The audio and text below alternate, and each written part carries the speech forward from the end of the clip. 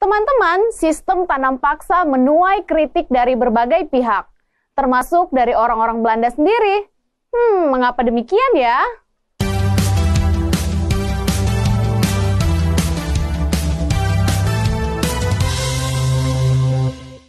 Teman-teman, sistem tanam paksa menuai kritik dari berbagai pihak, termasuk dari orang-orang Belanda yang berpaham liberal. Nah, teman-teman, kritik pertama kali muncul setelah terjadi bencana kelaparan yang sangat hebat. Menjelang tahun 1843 di wilayah Cirebon. Nah, bukan hanya di wilayah Cirebon, bahkan di beberapa daerah lainnya, seperti Demak dan Semarang, yang selanjutnya meluas ke wilayah Jawa Tengah lainnya. Kemudian bencana kelaparan itu terjadi karena diterapkannya kebijakan yang berfokus pada tanaman ekspor, sehingga kemudian membuat rakyat tidak punya cukup waktu untuk menanam tanaman padi. Dan hal ini diperparah oleh adanya pabrik gula yang menyita jatah air penduduk karena harus menyirami tanaman tebu. Akibatnya terjadi paceklik, harga beras naik, kelaparan, dan musibah kematian terjadi di mana-mana. Teman-teman, setelah terjadi bencana kelaparan yang sangat hebat, maka muncul seorang tokoh pengkritik sistem tanam paksa, yaitu seorang mantan asisten residen di wilayah Lebak, Banten, yang bernama Edward Doesdecker. Nah, teman-teman, kritikannya tersebut ditulis dalam sebuah buku yang berjudul Max Havelaar, yang ditulis pada tahun 1860 dengan menggunakan nama samaran yaitu Multatuli. Nah, buku ini mengisahkan tentang masyarakat petani yang menderita akibat kebijakan sewenang-wenang yang diberlakukan oleh pemerintah kolonial Belanda. Kritik juga muncul dari kalangan orang-orang yang peduli pada kemanusiaan, atau yang biasa kita sebut dengan kaum humanis, seperti S.E.W. Roorda van Eysinga. Ia kemudian menulis sebuah puisi yang berjudul Balada Pengutukan, yang berisi mengenai kekecewaannya serta kritik atas kekejaman pemerintah kolonial Belanda terhadap bangsa Indonesia.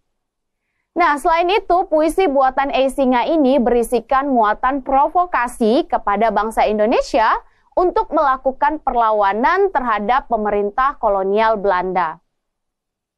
Nah, teman-teman, selain itu, Roorda van Eysinga juga menuntut agar pemerintah kolonial Belanda pada saat itu memberlakukan kaum pribumi dengan baik dan tidak bertindak semena-mena. Nah, teman-teman, karena adanya berbagai kritik tersebut, akhirnya sistem tanam paksa ini kemudian perlahan dihapuskan, tepatnya dihapuskan pada tahun 1870 setelah dikeluarkannya Undang-Undang Agraria dan Undang-Undang Gula. Lalu apa saja ya tujuan dikeluarkannya Undang-Undang Agraria dan Undang-Undang Gula tersebut? Teman-teman, tujuan dikeluarkannya Undang-Undang Agraria adalah yang pertama yaitu melindungi hak milik petani atas tanahnya dari penguasa dan pemodal asing. Nah, teman-teman, hal ini merupakan reaksi atas kesewenang-wenangan pemerintah kolonial yang mengambil alih tanah rakyat dalam sistem tanam paksa. Dan maksud dari dilindunginya hak petani yaitu agar para petani tersebut tidak kehilangan hak milik atas tanah yang mereka miliki. Jadi, para penguasa asing yang ingin menanamkan modalnya di Indonesia dengan membuka lahan perkebunan, maka mereka hanya boleh menyewa tanah tersebut selama 5 tahun. Dan ingat ya, mereka tidak boleh memiliki hak tanah tersebut. Kemudian yang kedua, memberi peluang kepada para pemodal asing seperti negara Inggris, Belgia, Amerika Serikat, Jepang, Cina, dan negara lainnya untuk menyewa tanah dari penduduk Indonesia. Dan selain itu, pengusaha swasta dapat menyewa tanah pemerintah hingga jangka waktu sampai 75 tahun. Wah, lama juga ya teman-teman. Ingat loh, pada masa sebelumnya yang boleh berinvestasi di Hindia Belanda atau di Indonesia, saat itu hanyalah pemerintah Belanda saja. Kemudian yang ketiga yaitu membuka kesempatan kerja kepada penduduk untuk menjadi buruh perkebunan.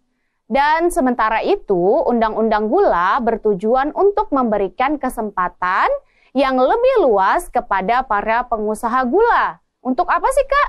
Untuk mengambil alih pabrik-pabrik gula milik pemerintah Belanda. Teman-teman, semenjak dikeluarkannya Undang-Undang Agraria pada tahun 1870, maka para pengusaha yang berasal dari Belanda, Inggris, Prancis, Jerman, dan Denmark berlomba-lomba untuk berinvestasi di Hindia Belanda.